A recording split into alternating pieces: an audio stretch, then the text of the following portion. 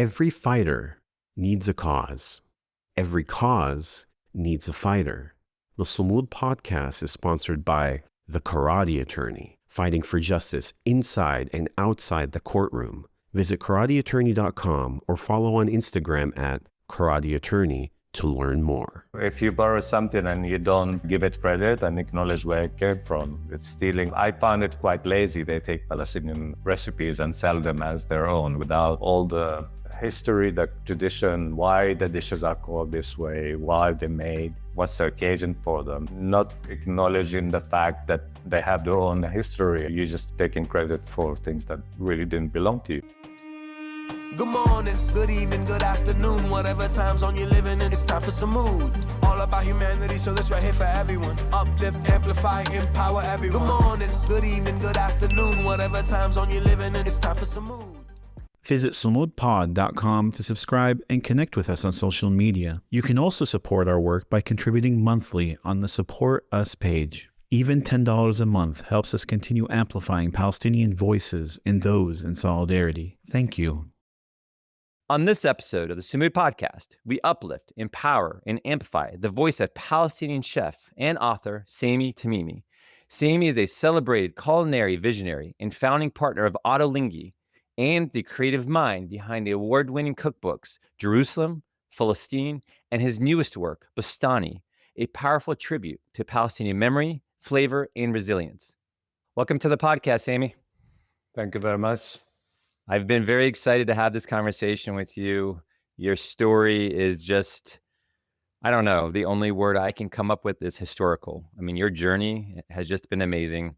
You were born in 1968, 1 year after the Six-Day War, and you left school at the age of 15. Can you describe those early years living in Jerusalem under occupation? My parents kind of wanted to protect us, so they weren't telling us a lot about what happened like a year before. And there was this kind of naive feeling in the air that something is going to happen or snap and just things going to get a little bit better.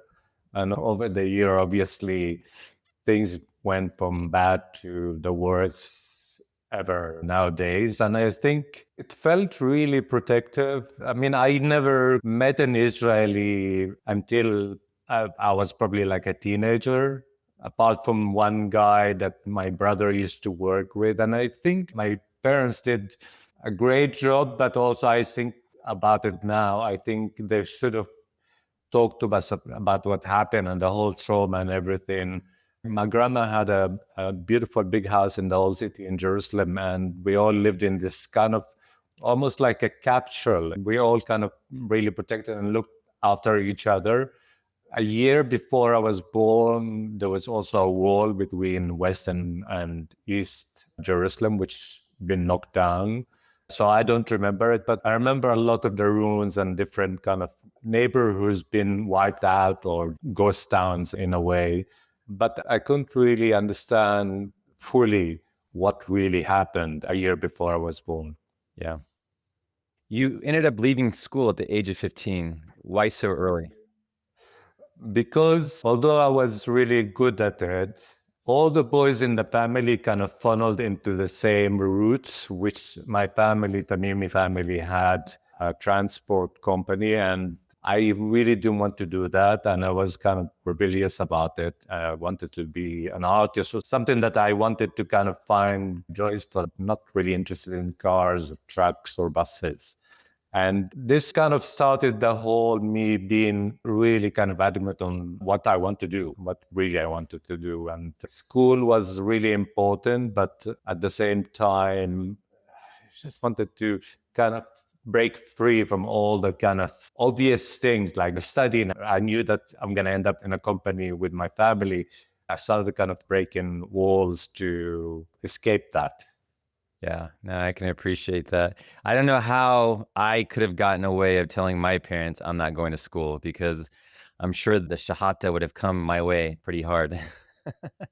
I mean, it was much harder for my parents, or my dad at least, to accept the fact that I chose to be a chef than leave school itself.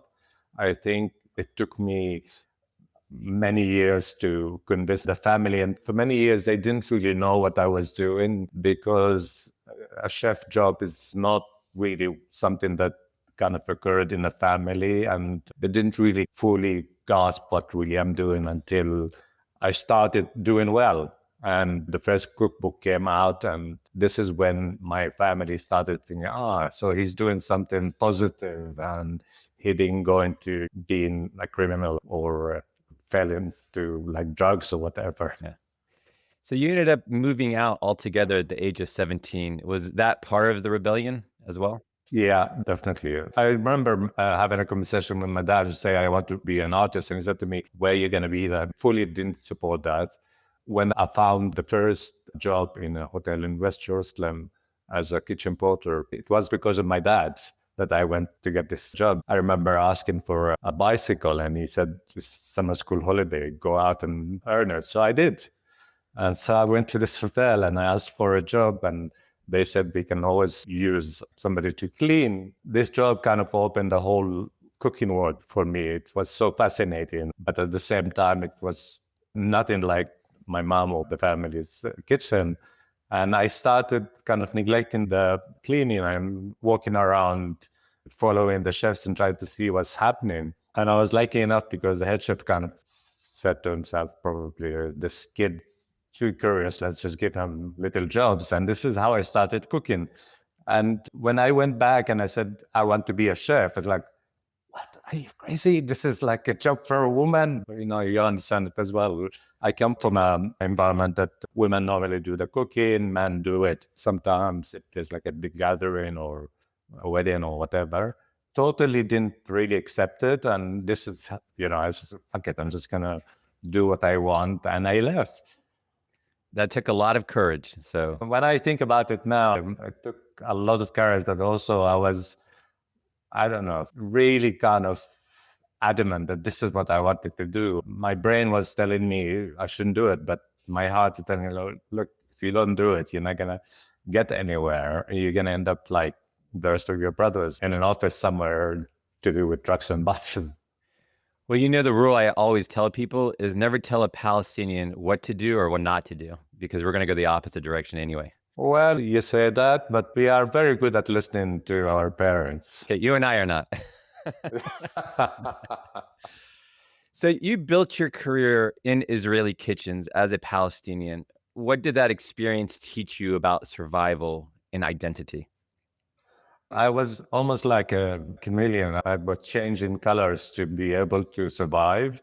For a certain period, I thought, for me to be able to be accepted, I need to somehow change my attitude toward everything, because my goal and my target was to be this big, great chef and learn as much as I can on the way to this kind of target. And so I kind of went into with open-minded, but I always also knew that I am a Palestinian working in Israeli kind of places. But saying that, it taught me quite a lot about cooking and creating relationships through the works that kind of helped me to get closer to the goal. People that I met or worked with and kind of connected with. Through that also, I met quite a lot of Palestinians that had similar kind of attitude to everything to do with cooking. But were you treated differently as a Palestinian? Were you not taken serious? Were they giving you jobs maybe or things to do that you didn't want to do? I mean, automatically, if you're Palestinian in the Israeli society, you are treated differently. You're an Arab, you're Palestinian, you come from East Jerusalem, you were born in the old city, all of that. There's always kind of this, almost like a barrier, sometimes more transparent than others. Automatically, even if you're walking in the street, West Jerusalem and East Jerusalem is just 10 minutes, 15 minutes walk. You'll be walking in the street and somebody will stop you, show me your ID. This is something that you get used to. It's kind of part of the whole daily kind of being there. But when you take yourself out of this frame, you start thinking, wow, this is like, I was so not free in a way that, I was doing what I wanted to do, but in a very limited frame.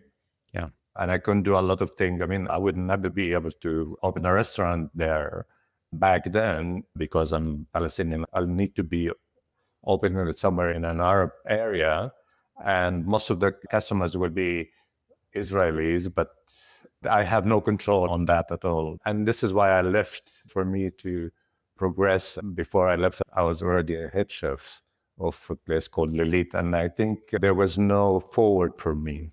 I needed to leave because I knew that going back to Jerusalem is not an option, but also the society where I was working in Tel Aviv for 12 years wouldn't allow me to open my own place.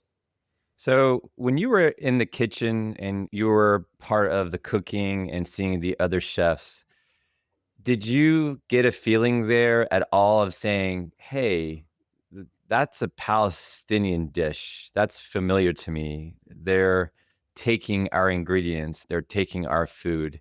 Did that ever hit you at that moment? At the time, there was none of that. It was totally segregated. I think about the food that I was cooking until I left. It was Californian. And that was something really new to Tel Aviv. They didn't cook Arabic food. They didn't cook Palestinian food. There was quite a lot of Eastern European restaurants and Mizrahi, which is Jewish that came from Arab countries. There was a Chinese restaurant and an Indian restaurant. Only after I left, like probably 10 years after I left, the whole concept of new Israeli cuisine started to emerge. But at the time, there was none. I mean, Jews that came from Arab countries, they used to go to their own restaurants or go to the Palestinian restaurants. So I'm going to ask you a question. If you don't want to answer it, that's okay. But I've really wondered this for a long time. What exactly is Israeli food? I haven't been able to figure that out.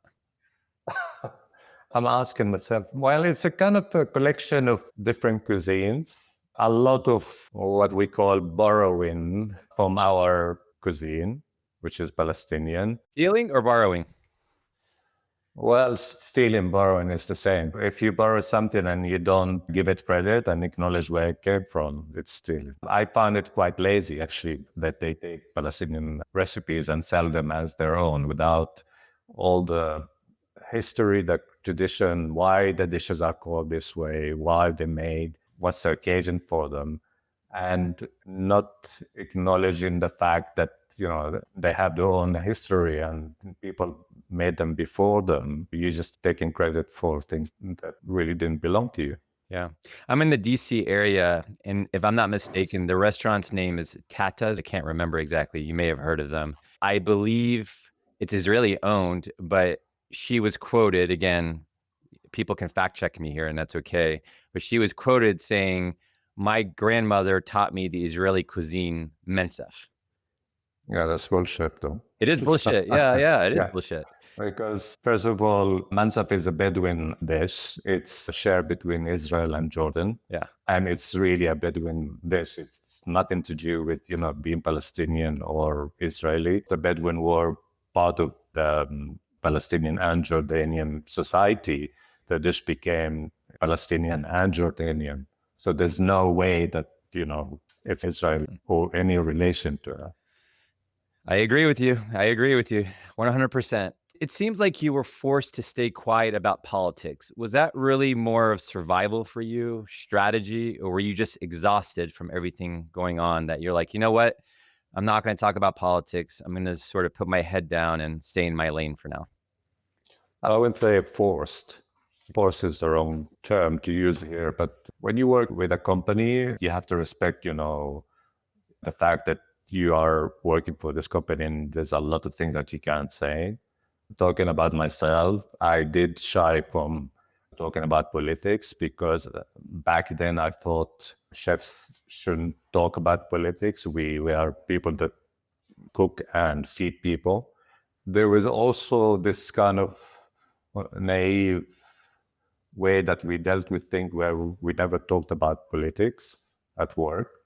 But again, I'm just saying that, you know, when you work with a company for so long and you are part of this company, you can't always speak your mind. Yeah, that's fair. You've later said, if I get your quote right here, cooking can be a political act, a way to show young Palestinians the deep emotional connection to the land that we have, or our land. Do you see food as a form of protest a way to say what words couldn't for so long? Definitely. We all understand food. We all understand the ritual of cooking and eating and serving and feeding. This is a language that we all relate to. It's a bit like music, but also as a Palestinian chef who has got his own platform and people buy my cookbooks and cook from them. And the majority of the people that do buy my cookbooks are non-Arabs. It's really important to use the fact that I am Palestinian chef to highlight a lot of aspects of our culture and suffering and the history and teach people that we've been there before and we are proud of it as well. And I am proud of being Palestinian, and I've been making food for the rest of the world. Only the last probably 15 years, I'm focusing on Palestinian cooking because I realized that it's things slipping. We've been taken on a ride when it comes to food because representing Palestine in a kind of category of food, it makes me really pissed off to see all these new Israeli restaurants using our dishes without sometimes even changing their names to rebrand them. What does that feel like for you personally, though, that sense of erasure? What's that response, that visceral response that you get seeing that they're quite literally stealing our dishes or rebranding our dishes? They're stealing everything. And, the whole trauma of what's happened, food was the last thing that we kind of realized that it's been also kind of stripped from us. For me as a chef, first of all, it's an identity. It's something that I need to talk about, but also it's really, really important to highlight it, especially for people that don't know what happened in Palestine and the wars that Palestinians been having over the last 80 years, to try to educate and document and teach. And through food, you can do that. If I would write a novel, people might or might not really buy it, but through recipes, you can actually connect with people on a different level. And like I said, when you deal with food, you can talk about a lot of aspects. We are lucky because people nowadays, when they buy a cookbook, they want to know more about the back of history and the story behind it and where it came from. 10 years ago, you say, I want to publish a Palestinian cookbook. The publisher won't take you seriously because, first of all, they would say something like, we don't want to get in trouble, first of all, or what is Palestinian cookbook? What is Palestinian food? And this changed, and it's good because me and other authors and chefs can actually now publish cookbooks and talk about everything related to our kind of existence. So you're the co-founder, co-owner, I believe, of Ottolenghi, correct? Yeah. Can you describe that restaurant or that sort of restaurant dynasty, if you will? First of all, I want to say that if it was back home, it will never happen. Because, and like I said, it's so segregated. Although we live kind of in the same city and the same kind of place, you can just not meet for, ever. But because we're in London, a friendship forms and, we've been working together and then we decided to open a place.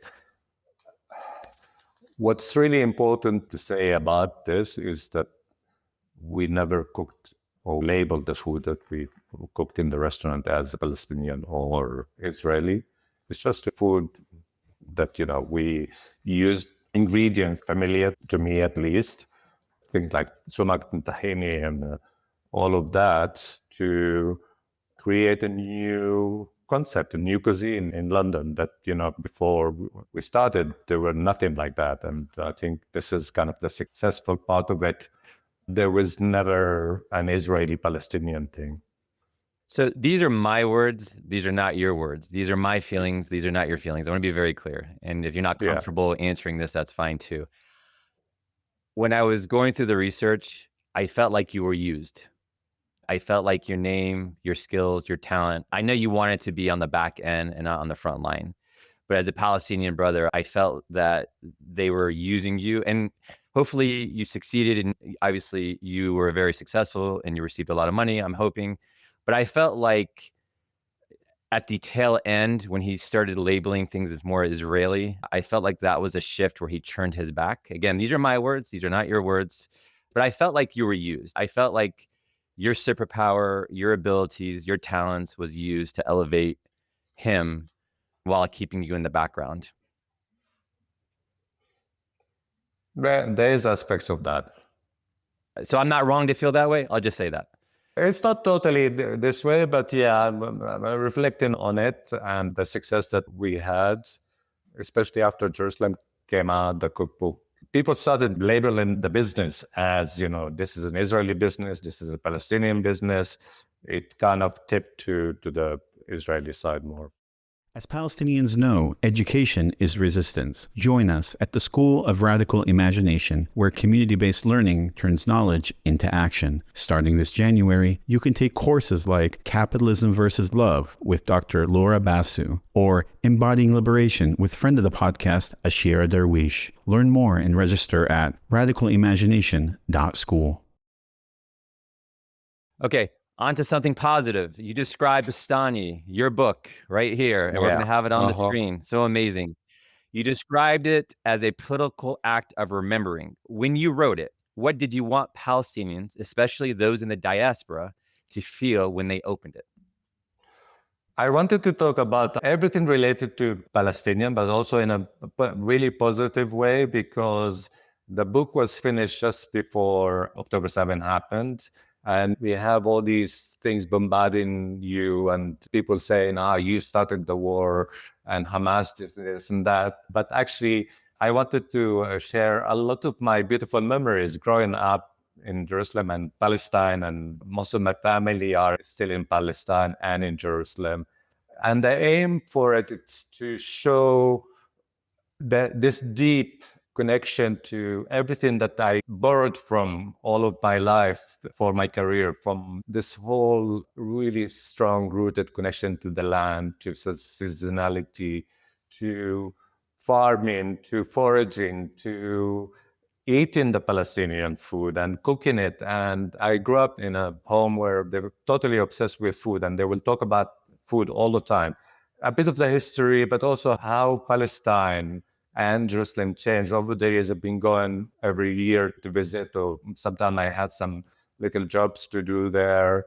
It's really sad. They built new roads and bridges, so Israelis and Palestinians wouldn't kind of meet or drive next to each other on the same road. And if you're Palestinian from the West Bank, for example, or Gaza, you have to get permission to drive on this road. This horrible, ugly separation wall that was built after I left. It separated lives. It separated people. My sisters were living like 10 minutes from each other. And now you spend sometimes 2 hours through checkpoints and everything.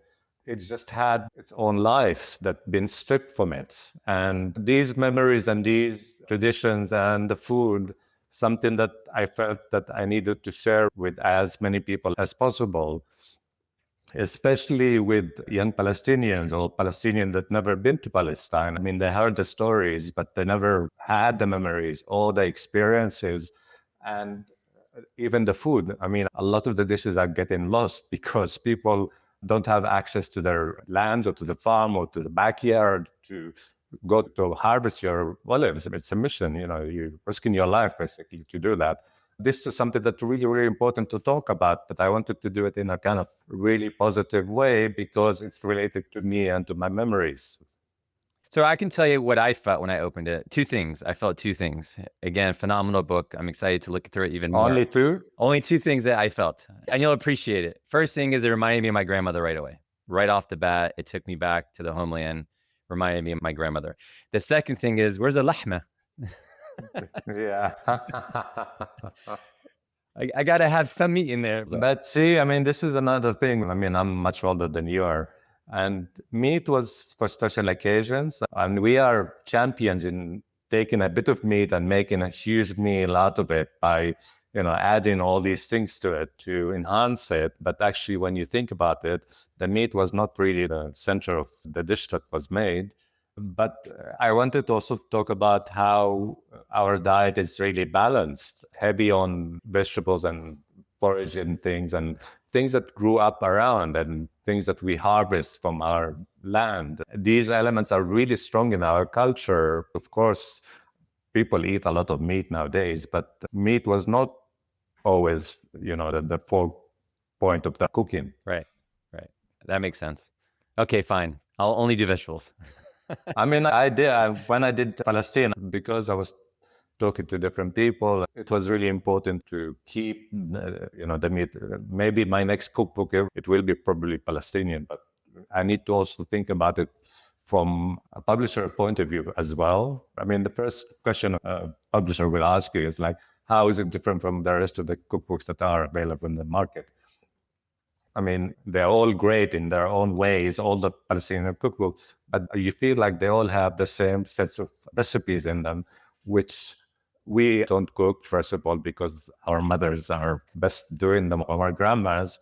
But secondly, modern European or, Westerns don't have the time to do dawali and mahshi kusa, all these things, because it takes a long time, but also they don't have the emotional attachment to it. So they think, this is how it works, I'm not going to do it. Why would I do it? So you need to look beyond and how to make it easier for people to try the food and love the flavors, and also at the same time being respectful to, the traditional dishes. So don't play around too much. But for me, as a chef as well, I think it will be really boring to do another cookbook that kind of does really traditional recipes. And at the same time, where's the narrative here as well? You need to find a different narrative for you to be able to kind of make it slightly different from what is available. You mentioned that this was basically done before October 7th. So looking back at it, if you could have made any changes to it based on your knowledge today, if you could added a chapter, removed a chapter, added an additional narrative maybe, what would you have added? I mean, it's already finished and out. I tried to talk about Gaza a lot more in the book, and, knowing now what's happening there, I would probably talk more about Gaza and the Gazan food, but I wouldn't be able to change it now. I'm happy with it. I think it connects with people. People been cooking from it since day one, so I'm happy to where it got. It's a phenomenal book. I was just wondering if, from an emotional aspect, you just mentioned maybe add a little bit more about Gaza naturally. You probably would have done that. Yeah. I would probably talk more about politics as well. When I did Falastin, I talked about everything. And with Boustany, I wanted to reflect on my journey, but also my memories. And like I said earlier, one of the first questions is, we were really kind of protected from what happened. Because of that as well, we've got beautiful memories that I had as a kid, which I cherish, but also wanted to share with other people. So Boustany came out looking like this, and I'm glad I didn't change it. I hear you. So I know the answer sort of, but just for the audience, I want them to hear it. What finally pushed you to speak after October 7th? Was it the grief? Was it guilt? What was the emotion that you were feeling that made you say, you know what, screw it, I'm speaking out now? I used to go to visit my family every year, sometimes twice a year, and seeing the changes and seeing how the condition they live and seeing how I get treated. And I am a known person in Palestine and in Israel, made me really angry. And I knew that I couldn't do much about it. And somehow I bottled it in. But then when October 7 happened, I was in Jerusalem. I was meant to be spending few days with my family, and I was working with a hotel there, the American Colony, which is in East Jerusalem, and it was 10 minutes from my siblings. The second night I was there, the attack happened, and I was trapped in the hotel. I couldn't see my siblings. It was dangerous for a Palestinian to wander around, so I couldn't even go to see my siblings. and I'd somehow find a way to go to Jordan, to the borders, and just get a flight from there. At the time, I had a 5 days, a week actually, residency here in London, and it was all booked. And all I could think about is, oh my God, all these people booked to eat my food, and I'm not there, and I need to get there. And only when I got back to London, everything kind of sunk in, and I really worried about my family first of all, but also worried that this is a big deal, what happened, and it's not gonna just end there. I'm not an angry person. I don't kind of shout. And for me, words and writing is stronger. I can express myself much better. So I just decided, okay, the book is not finished yet, but I asked for a review and I said, look, I'm just going to have a break because otherwise I'm going to have a breakdown. And I devoted all myself to research and writing and putting things on social media. And that was my way to cope with things. But seeing how ignorant people are, and social media is not really a great place to be if you talk about politics, especially when it comes to Palestine and Israel, and you have all these people bombarding you and attacking you. And I got threatening letters as well from different people. And at the beginning, it really kind of made me angry, but I kept going. And it's almost like building another layer of skin, because I need to explain to people what happened and how did it happen. And it didn't just happen on October 7. It's been happening for the last 100 years. And I gave a lot of examples, like Sheikh Jarrah, which is the whole displacement of people from Jerusalem. It's the neighborhood in East Jerusalem. Now it's kind of contaminated with fanatic Jews. And the story goes on and on and on. So it was always in the back of my mind kind of important to tell the story the way it was from a Palestinian point of view. Yeah. And this is why I decided to speak up. So are you still getting a lot of that hate mail? Not so much. It's kind of strange. I think what's happened also, I don't know, I just feel like Israelis also feel that what happened really kind of gone out of proportions.